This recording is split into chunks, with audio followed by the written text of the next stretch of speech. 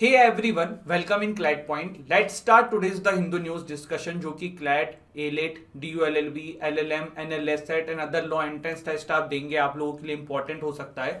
बिना समय गंवाए आज का सेशन शुरू करते हैं। पहले आज का क्विज का क्वेश्चन देख लेते हैं जिसका आंसर आप मुझे कमेंट सेक्शन में देंगे। The reports of Comptroller and Auditor General of India relating to the accounts of the states are submitted to which among the following? President, governor, parliament, chief minister. Comment section में इसका जवाब दीजिएगा। देखिए कभी कभी अगर ये क्वेश्चंस के जवाब आपको नहीं भी आते हैं ना, तो अगर आप गूगल करके भी दे रहे हैं तो कोई गलत नहीं है। इससे क्या होगा ना, आपको जिंदगी भर के लिए एक आंसर तो हमेशा के लिए याद हो गया ना, दैट्स इट। जैसे मॉक होता है ना, मॉक में क्या करते हो, अभी मॉक आप लोगों को दे रहे हो गया, आई होप आप लोग एग्जाम्स आ रहे हैं, उससे पहले मॉक आर वेरी नेसेसरी। तो मॉक देने का क्या फायदा होता है, जो क्वेश्चन आप गलत करते हो ना, उसका जब सही आंसर पता पड़ता है तो फिर वो आप कभी जिंदगी में गलत नहीं करते हो। तो यही चीज यहाँ पे भी है, अगर क्वेश्चंस नहीं आए तो गूगल कर लिया करो, कोई इशू नहीं है, पर उस आंसर को समझा करो, वो ज्यादा जरूरी है। अब हम बात करते हैं हमारे आज के सेशन की। उससे पहले बढ़े तो क्लैट पॉइंट आपको ऑफर करता है CLAT UG, CLAT PG, DULLB, NLSET, AILET UG के कोर्सेज, मॉक टेस्ट बहुत ही रीजनेबल प्राइजेस में। ऐप पे हमारी डेमोज अवेलेबल हैं, आप वो देख सकते हैं। वेबसाइट पे भी आप हमारे जा सकते हैं, और कोई भी जानकारी के लिए हमारे टीम का कांटेक्ट नंबर भी है, वहां भी आप कांटेक्ट कर। तो एक बहुत ही दुखद खबर आ रही है कोलकाता से कि मशहूर सिंगर कृष्ण कुमार कुन्ननाथ या के जिनको हम शॉर्ट में बोलते हैं, इनका देहांत हो गया है। He was performing in Kolkata और उसी समय फिर इनको कुछ अनवेल सा फील हुआ और फिर वो स्टेज से चले गए एंड आफ्टर सम टाइम जो है इनको हार्ट अटैक से इनका मृत्यु हो गया। तो ये हमने एक खबर जो है कोलकाता से देखा। इसके बाद बढ़ते हैं आगे, आज के फिर हम एडिटोरियल्स पे आते हैं। तो देखो यहाँ पे एक आर्टिकल आया था, judicial course that calls for introspection. यहाँ पे देखो ये जो आर्टिकल आया ना, ये पेरीवलान के ऊपर आया है कि जिस तरीके से गवर्नर ने तमिलनाडु के डिसीजन नहीं दिया था, जब कैबिनेट ने कहा था उनको रिलीज करने को, प्रेसिडेंट के ऊपर सौंप दिया था, फिर सुप्रीम कोर्ट ने इंटरफेयर किया। तो राइटर जो है ना यहाँ पे सारी चीजों को पढ़ रहे हैं और कह रहे हैं कि क्या सुप्रीम कोर्ट ने सही किया, क्या सुप्रीम कोर्ट ने एग्जीक्यूटिव के कामों में टांग लड़ाया, कुछ इस तरीके की बात इस आर्टिकल में कह रहे हैं। हमारे एग्जाम के पर्सपेक्टिव से ऐसा कुछ इंपॉर्टेंट निकल के नहीं आता है। आर्टिकल 142 का यूज किया था सुप्रीम कोर्ट ने, एक्स्ट्रॉर्डनरी पावर वाला, जिसके थ्रू ये डिसीजन दिया था। ये आप लोग ध्यान रखिएगा। बाकी कुछ आर्टिकल यहाँ पे इंपॉर्टेंट नहीं है एग्जाम के पर्सपेक्टिव से, टाइम वेस्ट करने की जरूरत नहीं है। इंडियन एक्सप्रेस का एक आर्टिकल है जो हम आज डिस्कस करेंगे, इंडिया पाकिस्तान के रिलेशन में, और कैसे जो है ये रिलेशन पहले थे और आज थे, और क्या हमारी लीडरशिप के चेंज की वजह से इंपैक्ट पड़ा है। तो सबसे पहले तो देखो ना, मैं आपके सामने कुछ पॉइंट्स रखना चाहता हूँ इंडिया पाकिस्तान के बारे में। देखो आज से पहले ना, जब भी हमारे देश में जो भी लीडर्स थे, मतलब आज से पहले का मतलब फिलहाल जो अभी हमारे देश में जो सत्ता है, उससे पहले जो भी लीडर्स भारत में रहते थे, और ये किसी पॉलिटिकल पार्टी की इंक्लिनेशन की तरफ होके नहीं कह रहा हूं मैं, तो वो जो लीडर्स होते थे ना, उसमें से काफी सारे लोग जो है ना, वो इस चीज में आप कह सकते हो कि जल्दीबाजी करते थे कि पाकिस्तान से रिलेशन बेटर करने, पाकिस्तान से बातचीत करनी है। बट जब प्रेजेंट गवर्नमेंट अभी जो है ना, ये इस मामले में तो बिल्कुल साफ है कि भैया हम तुमसे बात नहीं करेंगे, तुम्हें नहीं करना है, तुम बवाल करोगे तो हमें कोई लेना देना नहीं है। देखो पहले क्या होता था ना, पाकिस्तान जो है ना पूरे विश्व में ये चीज क्रिएट करता था, एक इस तरीके की कहानी क्रिएट करता था कि जब तक कश्मीर का मुद्दा सॉल्व नहीं होगा ना, इंडिया पाकिस्तान के रिलेशन सही नहीं होंगे। और पाकिस्तान ये बताने की कोशिश करता था कि देखो इंडिया के पास भी न्यूक्लियर है, हमारे पास भी है, तो कश्मीर के वजह से ना न्यूक्लियर दोनों कंट्रीज में लड़ाई हो जाएगी, न्यूक्लियर वॉर छिड़ जाएगा। तो पाकिस्तान एक इस तरीके की पर्सपेक्टिव जो है ना पूरे विश्व में क्रिएट करता था कि भैया न्यूक्लियर वॉर हो जाएगा इंडिया पाकिस्तान के अंदर, आओ बचा लो, चीजें सॉर्ट आउट करो, वरना देख लो हमें दिक्कत है और फिर आप जिम्मेदार होगे। मतलब ये यूएस एंड यूरोपियन कंट्रीज को ऐसा बताता था कि पूरे ये जो कंट्रीज हैं ये इंडिया के ऊपर प्रेशर डाले कि भैया आप पाकिस्तान के साथ कश्मीर मुद्दे को सॉर्ट आउट करो। फिर उस समय पाकिस्तान ये भी कहता था कि हम हुर्रियत से बात करेंगे। हुर्रियत जो है ये सेपरेटिस्ट ग्रुप था जो आपका कश्मीर के अंदर। तो ये सारी चीजें जो है समय समय पे होती रहती थी। बट ये धीरे धीरे ना चीजें जो है ये काफी चेंज हो गई। इसके पीछे दो मेजर कारण है। पहला क्या है, भारत ने ना पाकिस्तान की बवाल को ध्यान में नजरअंदाज करते हुए, ध्यान में कभी भी नहीं रखा। पाकिस्तान जो है वो अलग अलग जगहों पे जाके बोलने लगा। जैसे कभी कभी मोहल्ले में होती है ना आंटियां जो हर जगह जाके जो है बवाल फैलाती हैं या गॉसिप्स करती हैं, गलत गलत अफवाहें फैलाती हैं। आपके मोहल्ले में होंगी, क्या देखो उनका लड़का तो देखो यार, उनकी लड़की तो देखो, पूरे टाइम पढ़ाई लिखाई घर में पड़े रहते हैं, एग्जाम निकल नहीं रहा है, पता नहीं क्या करेंगे, फ्यूचर खराब है। तो ऐसे लोगों का सिर्फ एक ही सॉल्यूशन होता है, आप और आपका परिवार उनको इग्नोर करे। तो इंडिया ने यही किया, पाकिस्तान ये चीज करता रहता था, इंडिया जो है इनको इग्नोर करता रहता था। हमने फोकस किया हमारी इकोनॉमी के ऊपर। और धीरे धीरे ना इंडिया की इकोनॉमी जो है वो काफी बेटर हो चुकी है और पाकिस्तान की इकोनॉमी वहीं खराब हो गई है। इवन बांग्लादेश से आज कंपेयर कर दो ना तो पाकिस्तान की इकोनॉमी नहीं टिकेगी उनके सामने। तो ये तो हालत है पाकिस्तान की। तो इसी वजह से देखो भारत जो है ना आज अपने आप को काफी अच्छी पोजीशन में पाता है और विश्व की अलग अलग कंट्रीज ना भारत के अगेंस्ट में खड़ी भी नहीं हो सकती हैं और भारत को सपोर्ट भी करती हैं। और अब भारत ने एक नरेटिव बिल्ड किया है, नरेटिव नहीं बोलूंगा, भारत ने ये सच्चाई बोली है कि देखो पाकिस्तान की जो टेररिज्म है ना इसके वजह से न्यूक्लियर वॉर हो सकता है इंडिया पाकिस्तान के बीच में। देखो पहले पाकिस्तान ये कहते थे कश्मीर की वजह से न्यूक्लियर वॉर होगा, पर अब इंडिया कहता है कि अगर इन्होंने टेररिज्म सही नहीं किया, जो टेररिस्ट ये पनपाते हैं और हमारे यहाँ भेजते हैं, इसकी वजह से न्यूक्लियर वॉर छिड़ जाएगा। तो पूरे विश्व के कंट्रीज ना पाकिस्तान को क्वेश्चन मार्क से देखते हैं कि भैया तुम टेररिज्म कम करो। तो ये कुछ चीजें हैं जिसकी वजह से इंडिया को आज की डेट में पूरे वर्ल्ड में काफी ज्यादा फेवर मिलता है। तो ये विद टाइम चीजें चेंज हुई हैं। अब देखो पाकिस्तान जो है ना वो 3-4 मसलों में भारत से पहले लड़ता था। पहले जैसे बोलता था कि इंडिया रिस्पॉन्सिबल है, तो हमने ये बोल दिया भाई पाकिस्तान रिस्पॉन्सिबल है। हमारी इकोनॉमी बहुत अच्छी, उनकी इकोनॉमी अच्छी नहीं, तो पूरे विश्व की कंट्रीज वैसे भी हमको सपोर्ट करती हैं। कश्मीर इशू भारत ने सॉल्व भी कर दिया है, हमने तो कर दिया ना, हमने जम्मू कश्मीर का स्पेशल स्टेटस हटा दिया, तो भारत की तरफ से तो सॉर्ट आउट है।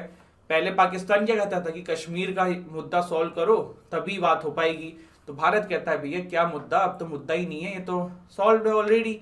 और इंडिया में अब जो लीडर हैं, जो अभी गवर्नमेंट है, उन्होंने तो साफ साफ कह दिया है पाकिस्तान तुम्हें बात करना है करो, हमें तो कोई प्रयास भी नहीं करना है।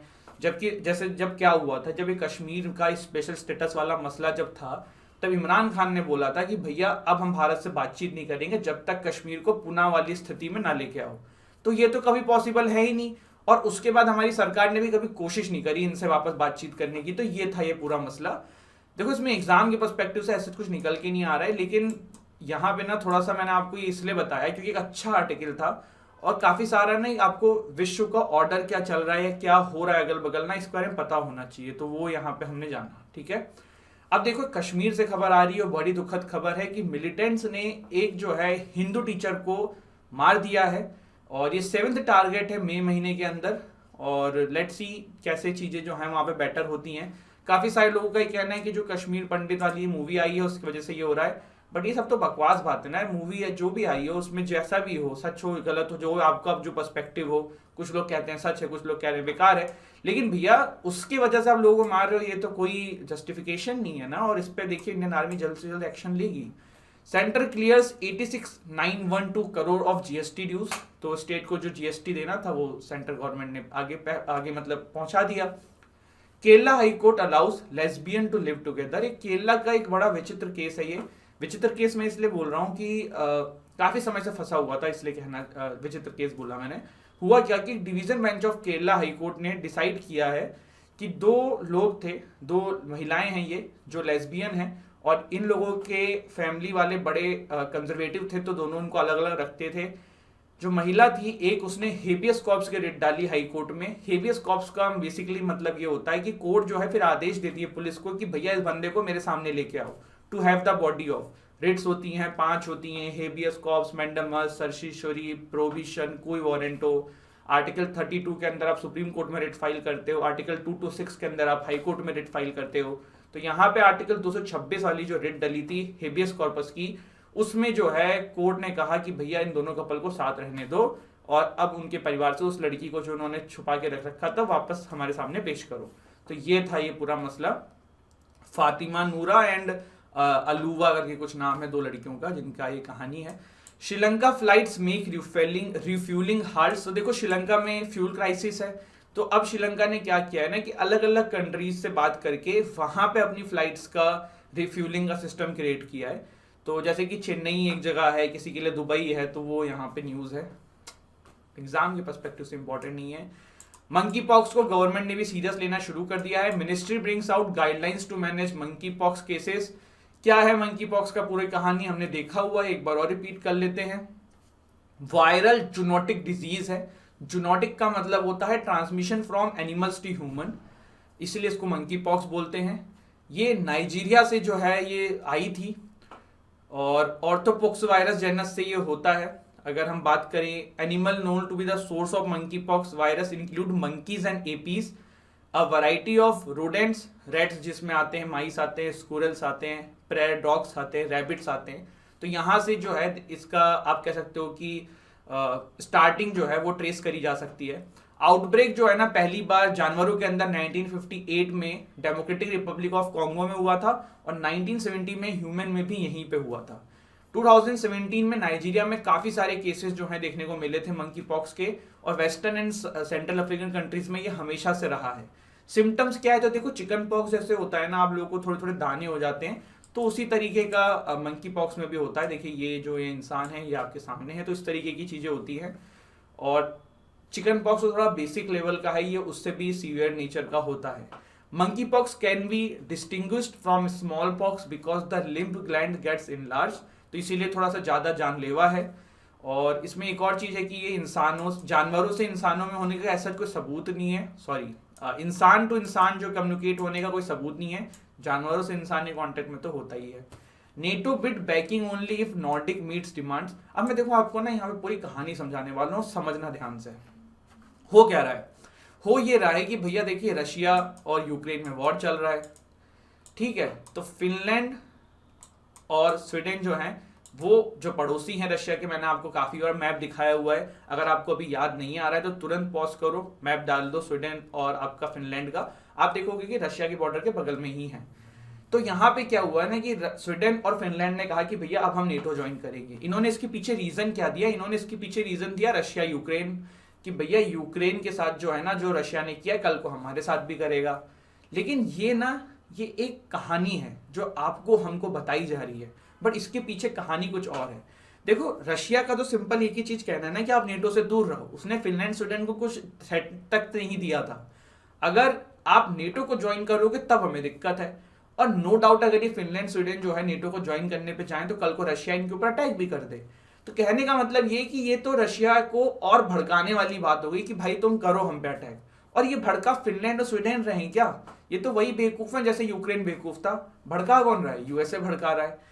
अब ये क्यों हो रहा है, ऐसा क्यों किया जा रहा है, तो ऐसा इसीलिए किया जा रहा है कि रशिया को जो है ना थोड़ा सा पंप अप किया जाए और फिनलैंड स्वीडन के ऊपर भी कुछ कदम उठाए और यूएसए का फिर से फायदा हो। वॉर होगा, ज्यादा हथियार बिकेंगे, वॉर होगा रशिया की इकोनॉमी खराब होगी, वॉर होगा रशिया में सत्ता पलट हो सकती है, जो कि यूएस का एक मेन मोटिव है। और फिनलैंड स्वीडन जो है ना, अभी यहाँ पे देखो ये भी बात है कि जो फिनलैंड स्वीडन और आपकी जो यूएसए है या यूक्रेन है, अभी जो यहाँ पे लीडरशिप है ना, इन सबकी विचारधाराएं जो है ना वो कुछ सेम टाइप की हैं। पॉलिटिकल विचारधारा जैसे होती है ना कुछ कुछ पार्टीज की, जैसे सेम थॉट प्रोसेस होता है, तो वो वाला भी एक मसला है जिसमें ये कंट्रीज एक दूसरे के साथ खड़े पाए जा रहे हैं। अब आप यूक्रेन का एग्जाम्पल ले लो, यूक्रेन को जो यूरोपियन कंट्रीज हथियार सप्लाई कर रही हैं, उससे क्या यूरोपियन का भला हो रहा है या फिर सॉरी यूक्रेन की बात कर रहा हूँ, यूक्रेन का भला हो रहा है या रशिया का भला हो रहा है, नहीं हो रहा है, इवन यूक्रेन का नुकसान हो रहा है। यहाँ पे तो पीस टॉक्स होनी चाहिए, लेकिन यहाँ पे हथियार टॉक्स हो रहे हैं। अब फिनलैंड और स्वीडन जब ज्वाइन करने को कह रहे हैं ना, तो बीच में आ गया है टर्की। नेटो क्या है, 30 मेंबर्स हैं और 31 आपका फिनलैंड और 32 स्वीडन बनना चाह रहा है। लास्ट कंट्री जो इसमें जुड़ी थी वो नॉर्थ मैसेडोनिया थी, मोंटेनेग्रो 29th थी, 30th जो थी वो नॉर्थ मैसेडोनिया थी। 1949 में नेटो आया था। अब क्या है, नेटो का एक सिंपल प्रिंसिपल होता है कि भैया हम में से कोई भी कंट्री के ऊपर कोई अटैक करेगा तो हम सब मिलके उसको दबा देंगे, हम सब मिलके उसको मारेंगे। अब क्या हुआ, फिनलैंड स्वीडन ने कहा हमें नेटो का पार्ट बना दो, तो टर्की जो है जो नेटो का पार्ट है उसने कहा कि भैया हम नहीं बनने देंगे। टर्की के अपने कुछ मसले हैं फिनलैंड स्वीडन के साथ। टर्की रशिया का भी क्लोज है, S-400 मिसाइल सिस्टम रशिया से खरीदा था, तब यूएसए ने इनके ऊपर काटसा लगाया था। तो टर्की जो है ना, आपको क्या लग रहा है, क्या वो इसलिए कर रहा है कि वो रशिया का बहुत अच्छा दोस्त है इसलिए इनको नहीं जुड़ने देना चाह रहा है? ऐसा नहीं है। देखो जैसे हम हमारे घरों में देखते हैं, हमारे मोहल्ले में देखते हैं ना, कि जब भी किसी दो लोगों में प्रॉब्लम चल रही होती है और तीसरे की उसमें मदद चाहिए होती है, तो तीसरा अपना फायदा लेने आ जाता है। तो टर्की को ना पता है कि अभी जो है फिनलैंड और स्वीडन को बहुत ज्यादा नीड है नेटो को ज्वाइन करने की, और वेस्टर्न कंट्रीज भी चाहते हैं कि नेटो को ज्वाइन करे। तो टर्की जो है ना वो अपनी बातें मनवाने के लिए अपनी शर्तें रख रहा है और इनडायरेक्टली प्रेशर डाल रहा है कि फिनलैंड स्वीडन को हम नहीं जुड़ने देंगे।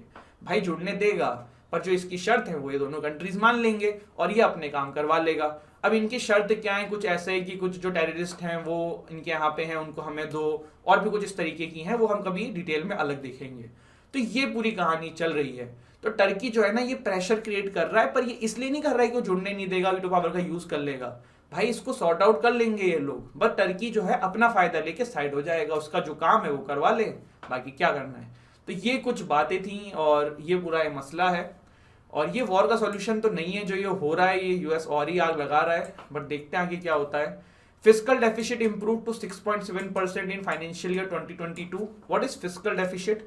देखो सिंपल सी बात है, आपके पापा जो है ना वो महीने का कमाते 10,000 रुपए हैं और खर्च जो है वो करते हैं 20,000 रुपए, तो आपके पापा का फिस्कल डेफिसिट हो गया 10,000 रुपए। एक हाइपोथेटिकल एग्जांपल है।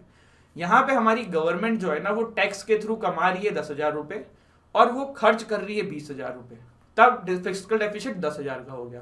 तो बस यही है फिस्कल डेफिसिट, जब गवर्नमेंट के पास कमाई कम हो, मतलब जो कमाई हो रही है और जितना वो खर्च करती है लोगों के ऊपर, इसके बीच का जो डिफरेंस है ना वही फिस्कल डेफिसिट होता है। तो ये 6.7% है, पहले के कंपैरिजन में कम हुआ है, तो अच्छा है। देखो जितना आपके पापा का फिस्कल डेफिसिट कम होगा आप लोग उतने अमीर होगे, तो सेम चीज गवर्नमेंट का भी है, समझ गए ना, दिल पे मत लेना, समझाने के लिए था ये। वर्ल्ड मिल्क डे आज 2022 वाला, और इस बार की जो थीम है वो है to draw the world's attention to the climate change crisis and highlight how the dairy industry could minimise its impact on the planet. ठीक है, हर साल जून 1 को फ्रॉम लास्ट 21 ईयर से मनाया जाता है, 2001 से इसको शुरू किया था। रिवाइज कर लेते हैं, वर्ल्ड मिल्क डे देखा, फिस्कल डेफिसिट देखा, हमने नेटो वाली पूरी कहानी जानी, मंकी पॉक्स के बारे में जाना, और श्रीलंका फ्लाइट्स ये जो कराती है, केरला हाई कोर्ट का एक वर्डिक्ट देख लिया, रेट्स यहाँ पे हमने जानी है, आर्टिकल 32 जाना है हमने, आर्टिकल 26 जाना है। ठीक है, तो ये दोनों चीज़ें इंपॉर्टेंट है। हेबियस कॉर्प्स की रेट क्या होती है, to have the body of, basically habeas corpus की रेट ना 2 केसेस में हमेशा डलती है, कभी भी इस तरह एक क्वेश्चन है ध्यान रखना, जब पुलिस जबरदस्ती उठा के ले जाए तो आपके पापा क्या करेंगे, जैसे कि मैं हूँ, मुझे यहाँ से कल को पुलिस उठा के ले जाए तो मेरे पापा क्या करेंगे, हाई कोर्ट में या सुप्रीम कोर्ट में हेबियस कॉर्प्स की रेट डालेंगे कि भाई मेरे बेटे को सामने लेके आओ, पुलिस उठा के ले गई है बिना अथॉरिटी के। तो ये कुछ होता है। फिर हमने जाना टीचर्स का जो अभी एक गलत मतलब कदम उठाया गया है मिलिटेंट्स के द्वारा कश्मीर के अंदर, और ये 7th टारगेट किलिंग है इन मई मंथ, जो कि अपने आप में बिल्कुल अच्छा नहीं है। हमने इंडिया पाकिस्तान के बदलते रिश्ते के बारे में जाना और अभी क्या सिचुएशन है ये जाना। मशहूर सिंगर के की देहांत हो गया है तो हमने ये न्यूज़ देखी, एंड दिस इज इट, ये था हमारा आज का सेशन। आई होप गाइज आपको सेशन अच्छा लगा हो, वीडियो अच्छी लगी हो तो प्लीज़ लाइक करना, चैनल को सब्सक्राइब करना, वीडियो को शेयर करना। जय हिंद, जय भारत।